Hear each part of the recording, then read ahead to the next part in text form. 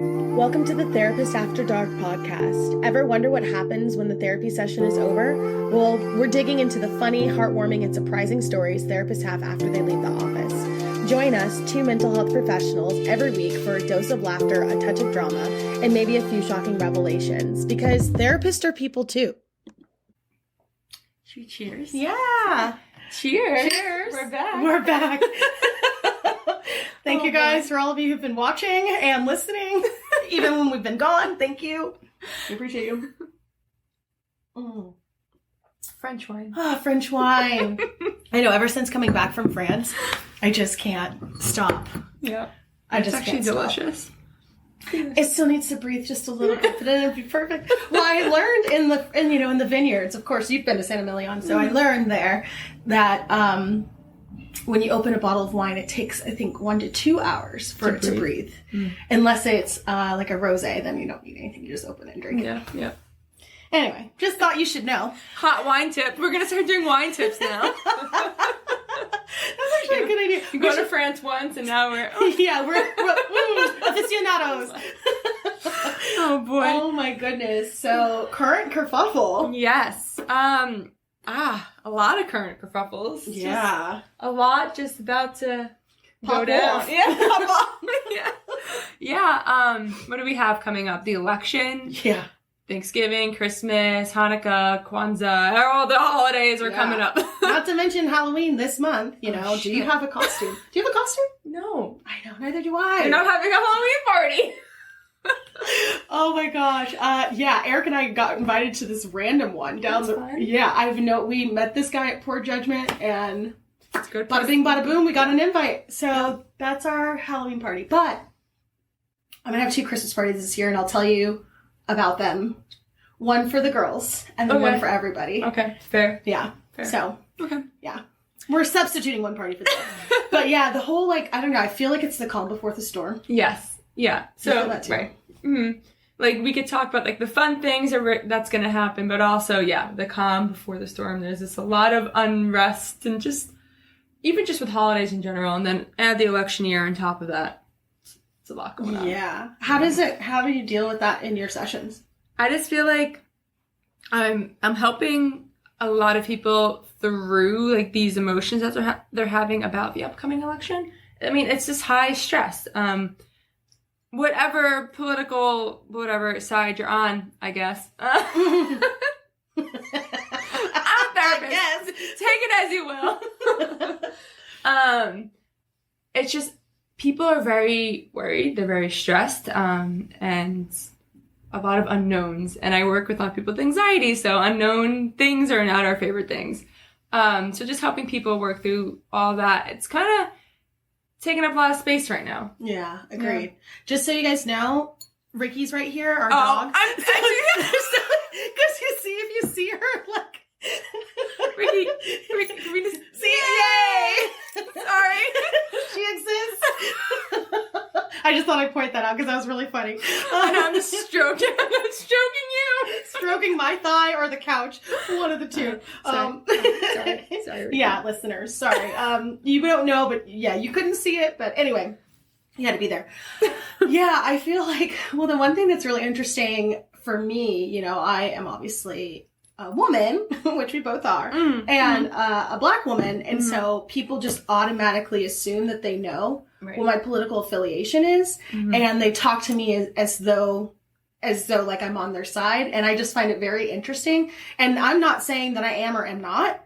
But it's interesting, the way that I just internally smirk about it, because it is such a stressful thing for people to talk about. Yeah. And you want to feel like you can relate to your therapist or your coach or whatever. So I don't know. I find it really fascinating. Yeah, that's actually really funny. It reminds me, I actually have a client, and we had a debrief about this, and it keeps coming up. So he's a 60-year-old white male, right? What does that mean? So, people, if he goes for lunch, at a bar, sits down or something, right? Automatically people assume his political. Oh, that's interesting. And he is 100% not what people would assume a 60-year-old white man would be. Heterosexual or? Heterosexual. Okay. Oh, yeah. And, rough and gruff, worked a trade his whole life. Okay. You know, like, Yeah. he looks like a specific side. But it's really hard for him because he's very passionate about his political views, about the world, and just about women's rights. He's a really cool dude. So like that's very similar to what you're experiencing. Just people just assuming what your affiliation is. Yeah. And so, you know, I guess like, you know, it's a kerfuffle in the sense that like we have to have these really difficult conversations, and like how do you navigate that with people either you're working with as clients or even just like friends who may assume or not assume. And then like if you're the opposite of what they assume, the judgment to me. Yeah. Like I have like someone similar in age, like sex and everything, and like I could tell by the way they're talking about it, it's the opposite, and it's like, you know, you have to walk that fine line. Yeah. And this is so 4 years ago, like if you think about where were you 4 years ago in the last election, right? Yeah, COVID. That's true. But I wasn't in my private practice yet. Oh, yeah. So, like, it wasn't really coming up, actually, now that I really think about it. It was. For me, it was. Yeah. Because I was working in a psychiatric ward in the hospital. Not that they don't have the right to vote. Right, but... when they're sane. Yeah, when they're sane. Yeah, but, like, I don't think that was, like, the forefront of their concern. Yeah. And it wasn't as big as an election 4 years ago. Yeah, it was, because Trump was running then, too. He was? Yeah. Am I delusional? Because he just didn't win. Oh, yeah, he thought everyone lied. Okay. This is his third year in a row he's running? Yeah, pretty much, yeah. Oh, my God. Okay. Yeah. Oh, my God. I don't know, I blocked that out. Anywho, but I was up on the 8th floor of a hospital in the psychiatric ward, so, like, it wasn't really coming up in sessions. Yeah. But this is the first time I'm in my own private practice, and it's like, it's my private practice, you know? And, like, if I feel like I have more, I feel like I could say a little bit more about where I stand if asked. I'm never giving it. Yeah. But I don't know, like, how do you feel about that? If someone were to ask you if it was important to them that their therapist had similar values politically. Like, I mean, that would be my first question, like, why is it important? Right. And if they're like, it's important for my therapist to have the similar values to them, I think I would just ask for, like, well, what are your values? Mm-hmm. You know? Mm-hmm. And so, in other words, I would basically bring the conversation to the core truth of, like, well, what is it that you really believe in? And do I align with those beliefs versus Democrat versus Republican? Yeah. Because hard eye roll. Yeah, seriously, it's like, to me, that's like doesn't even. Right. I don't live in the black and white of life. Yes, and that's what it always comes down to. I feel like a lot of the conversations I'm having with people around politics right now is, you know, just we can't be so black and white, all or nothing. Like it's like a cancer in the United States. Truly. It's really terrible on a macro and a micro level because a lot of people think in all or nothing thinking. Especially when you're dealing with anxiety, right? Yes. Like that's what anxiety is. To me, it's the bookends of life. Exactly. Because that's what feels controllable. That's what feels safe. It's either this or that. Because the in-between is so ambiguous. Mm-hmm. It creates a lot of uncertainty and a lot of stress for a lot of people. A lot of unknowns. The calm before the storm. And here we are. Kerfuffle. One big kerfuffle. Drinking our French wine. One big joint kerfuffle. Here to American life, American politics, American holidays. Angela for president.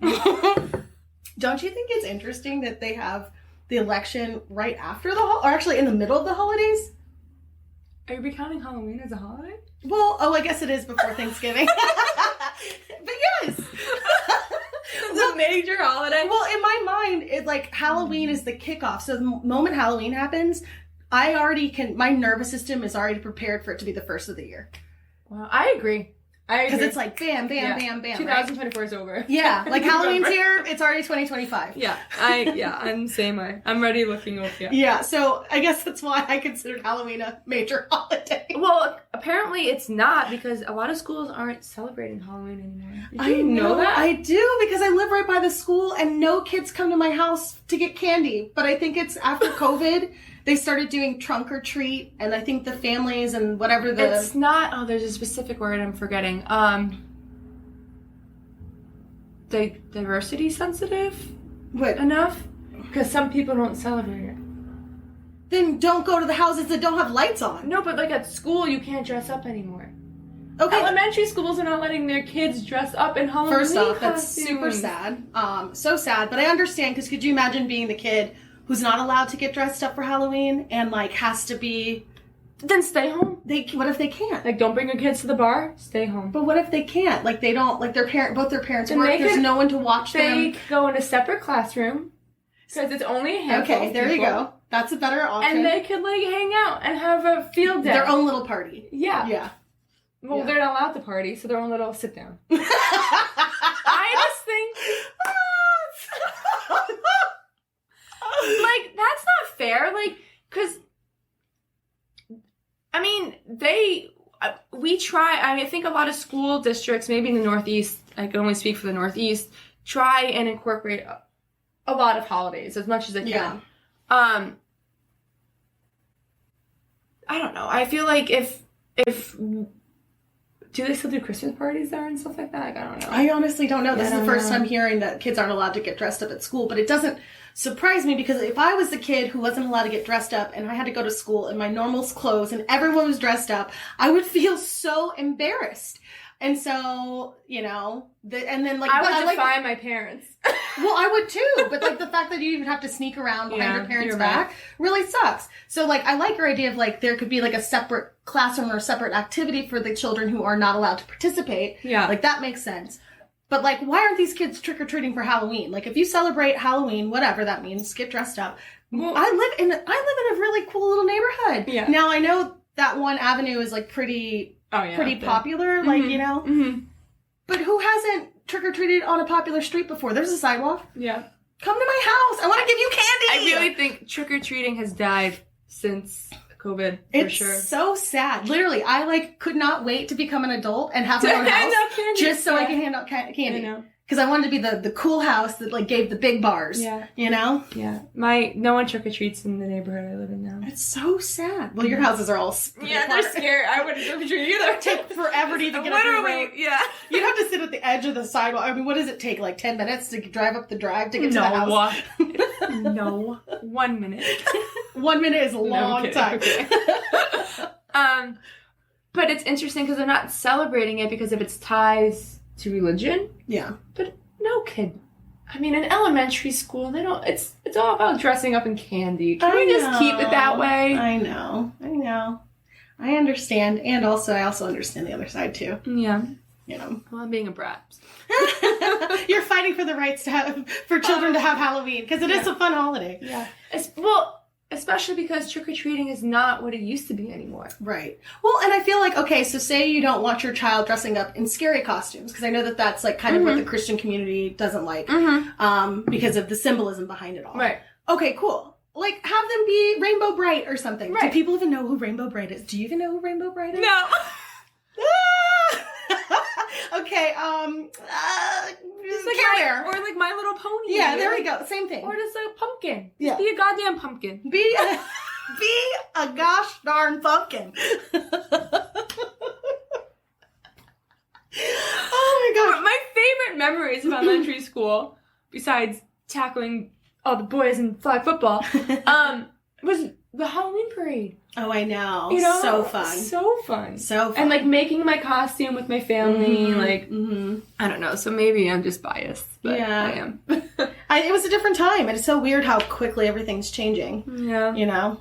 Yeah. So, anyway. Well, okay, you know, this, I guess, kind of goes into our topic for today. There's, like, this idea that, you know, like, how do we as therapists go home and be with our families during the holidays and deal with, you know, family dynamics, you know, because it's one thing to help other people with their family dynamics, but to go into your own, I feel like we're constantly helping people, like, prepare to go home, because a lot of people go home for the holidays for the most part, and when they go home, they're back in these old dynamics, patterns, and, like, they even go back into their old, like, thinking patterns. Yep. And, but guess what? It happens to therapists, too! Hi. You know, like... Absolutely. Yeah. When I go home, whether it's for a holiday or whatnot, like I am so guilty of going back into old dynamics and old patterns. It's so hard. And like, I always think of this example. So early in my career, when I was still in grad school, I worked at an eating disorder clinic. And I may or may have not mentioned this on the podcast before. But one thing that was really interesting is that some of these, girls, it was a facility. So they lived and did their program, their IOP or whatever. Actually, yeah, they did IOP and they had a house that they could live in. IOP is an intensive outpatient, if you don't know what that means. So they lived in a group home, and then they did their programming, and they would be there for about 3 to 6 months, depending on how long they needed support. Yep. And then they would go home, and they would graduate, and they'd be doing so well. And then I would see them literally in like 3 to 6 months later. And I'm like, why are you back? Why are you back? And the moral of the story is that if the family system doesn't have the right tools to support the new person, it just reverts back to old behavior. So no matter how much therapy you're doing, no matter how much work we've been doing as like, therapists and coaches ourselves, going back into our family dynamics, like I really have to be very, very conscientious. Like so conscientious. But it's also interesting because I feel like a lot of times families don't accept that version because it doesn't fit back in. Of course. Like, I know, like, I don't know, I don't want to speak for you, but you and me, like, we're both far away from our family. So, like, when we go back, they just assume that we're gonna maybe assume status quo. And it's like, no, Totally. I'm not part of this dysfunction. It's a system. That's fucking. Yeah. Well, this lovely system. I mean, because you went to NYU, so I'm sure you got to go home pretty easily. Yeah, I lived home. Oh, okay. Yeah, so I left home at like 18 to start my college experience, and I really have only lived back at home in the house maybe once or twice. Since 18? Yeah, since 18. So we're talking, 18 years, 19 years. Yeah, that's right. Yeah. 37. I left home at 23? 23? Okay. 23, yeah. Yeah. Sorry, I don't know why. So you've been out now, for like 7 years? Yeah. Yeah. So like, it's interesting because they got really used to me not being there. So it was funny looking back at photos and stuff because I was only able to go, and even now, Eric and I are only able to go home maybe once or twice a year if we're lucky. Right. And that's still 2 different homes. Like, once to see my family, once to see his, and then everybody else in between. Right. And so they literally have their own family system. So when I come in, it's almost like I'm a stranger. I'm not even a part of the system anymore. Yeah. Yeah. So it's even interesting trying to fit in that way too, because the dysfunction maybe happens because I come home. Right. Like it's more of a disruption. Yeah, I create the chaos. Yeah. Yeah. Oopsies. Sorry. I mean, I've also always created the chaos in my home. So when I come home, I just revert back to that, We're just keeping it going. We're just, joining in the chaos. Oh my God, my family's going to kill me. No. I know. But family systems, they understand. Yeah. Yeah. But it's fine line of like, they expect you to be what you used to be, at least for this is my experience. Expect it to be the role or the person that you used to be. And when you're not, like, it's weird. And then when you do kind of go back into that, they're like, oh, but aren't you a therapist? Yeah, totally. And like, like, do you want this wine in your face? But you're still triggering me like I'm a child. So what am I? Am I a therapist? Am I a professional? Or am I still your 15-year-old little girl? Right. Because you put me in the role of that 15-year-old girl or whatever. So, yeah, when I go home, I'm not a therapist and don't talk to me. In fact, she cancels all appointments because she cannot be held liable for the behavior that she exhibits. Oh, my goodness. Too funny. How often do you get back home a year? Especially during this season of holidays. Do you go back for every single holiday? Minus Halloween? Minus Halloween, yeah. I used to go back for, like, Super Bowl and, like, I was, like, everything. Wow. Holiday. I would say, like, maybe 10 to 12 times. Okay. Yeah. I mean, that's not that far. What, is it like a 5-hour ride? It's 3. Oh, that's nothing. That's not bad. But they come up sometimes, too. That's true. Yeah, I know. I get lucky because my family loves to travel out here because where we live is just so beautiful. Mm-hmm. So I at least get to see them maybe 2 to 3 times a year. Mm-hmm. But I just get out to Denver, maybe once a year unless there's, an event or something. Yeah. Like this year, I will have gone to Houston, which I haven't been back to in years. Yeah. Which is, where I'm from. Yeah. Like 3 times this year. I know. And very close together. Very close together. Yeah, very close together. Yeah. I know. I'm going. Did I tell you that I'm going back? Yeah. Yeah. That's why we're not having a Halloween party. Oh, right. I knew there was a reason. You're like, why are we not having this Halloween party? I'm basically the school who's banned. You're right to dress up. I'm so sorry. How rude. Just adding salt to the wound. My bad. Oh my god, but to be a fly on the wall at one of your parties, because it's all therapists and coaches. It is really funny. It's so funny. Isn't it funny? And none of our partners are. Right. Oh, thank God. That would be way too much. I know, right? Oh my goodness. I know. Could you imagine being with somebody who also was like a therapist or a coach or like in the helping profession like that? No, absolutely not. And no. Could you? Oh, I was going to sip my water because we know there's no way. There can't be 2 cooks in the kitchen or whatever the saying is. Yeah, seriously. That's a great way to put it. It's a nice way to put it. Now, Eric has like, everybody calls him like the salt of the earth. Like he has such great wisdom. He's so grounded. Mm-hmm. And so it helps me because we all know that therapists become therapists because they're crazy. Yes. Yeah. And so he helps ground me. But like if he was also like trying to psychoanalyze me while I'm psychoanalyzing him, it would be explosive. Mm-hmm. There's just no way. Mm-hmm. Yeah. No. No way. No. So it's a quick and easy answer. No. Oh my goodness. Well, tell us about your move. Do you like not living in the city anymore? Yes and no. Because my office is in the city, I still feel like I get my little fix dose. Yeah. My little fix of the city. The city. I know, it's not even like a real city. It's like a 2-street city. It's basically Gilmore Girls. Yeah. With a little bit of a kick. Yeah, but now I live out in the woods, so. And I've never lived like that. I've always lived in close quarters to people. I've always lived more, like, back in Jersey, like, my neighbors, I could probably touch their house, honestly. Oh, wow, really? Like, we're close. Yeah, like, we shared, backyards. We played in the backyard. Yeah. Like, it's just, like, and then I lived in, downtown up here, and it's apartments, and, like, you have your neighbors downstairs right next door, and you hear everything and what's going on, and then you move to the woods and you hear nothing. Yeah. You hear frogs. I was gonna say. And coyotes killing things. Oh, them killing things? Oh, you hear them killing things? It's so cool. Oh, wow. Yeah. Munch. Yeah. But yeah, were you there when I was like, my word is embrace. I'm embracing it. Okay. Because I do love this freedom of like, I have all the space to do these cool things and live more of that trad life for sure. I mean, I have a sourdough starter. Yeah.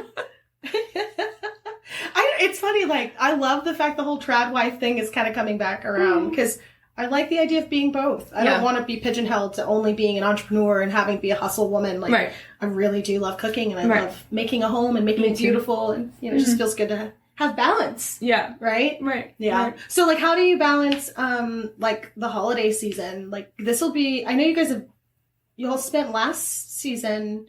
Did you guys spend last season going? Because I forget, you're what, like, almost in your second year? Yeah. No, not fully. So my family's crazy with tradition. And God forbid someone breaks tradition. So we're working on it. So not quite yet. Okay. Yeah. Will this be the first year that he gets into the fold? Or do you think it needs a couple more years before? I mean, he's more than welcome to. It's just, I think, his family it's much smaller and they're older. And I don't think he has many years left with some of the family members. So I think we're still keeping it a little bit separate.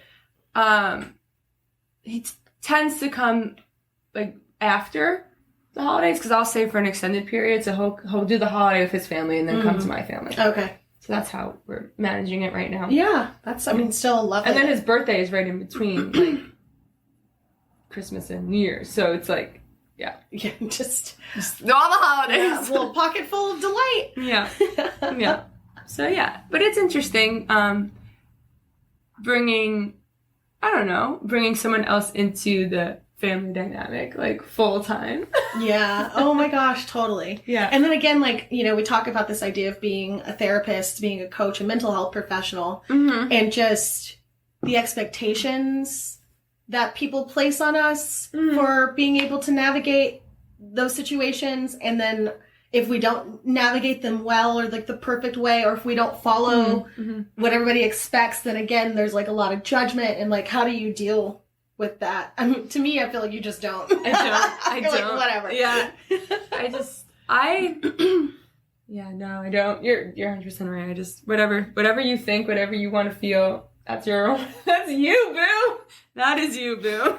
To me, that feels like a perfect therapeutic answer. Whatever you want to feel about this is up to you. Yeah. And trust me, my family will tell me how they're feeling. Oh, I believe it. I believe it.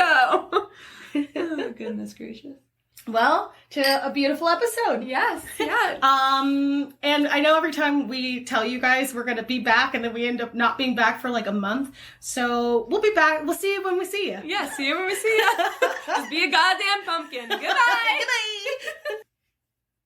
One more thing. Being a therapist is wild, especially during the holiday seasons, because like we help people, like, you know, hold your boundaries, you know, don't react, blah, blah, blah. But then you go home and you want to feel like a dinner roll with someone, and you're fighting over like the potatoes, you know? So, I don't know. We're humans too, okay? So we might tell you to not react so much and, you know, hold your boundaries, but guess what? We're going home and we're not doing so hot either. Chucking the roll. Chucking the roll. Oh, okay. Bye. Perfect. One more thing. Really good one. Thank you. You gave me lots to work with. One more thing. We hope that you enjoyed the peek behind the therapy room curtain. Don't forget to subscribe, rate, and share the podcast. Until next time, remember, life's a journey, even for your therapist. Take care and see you next episode.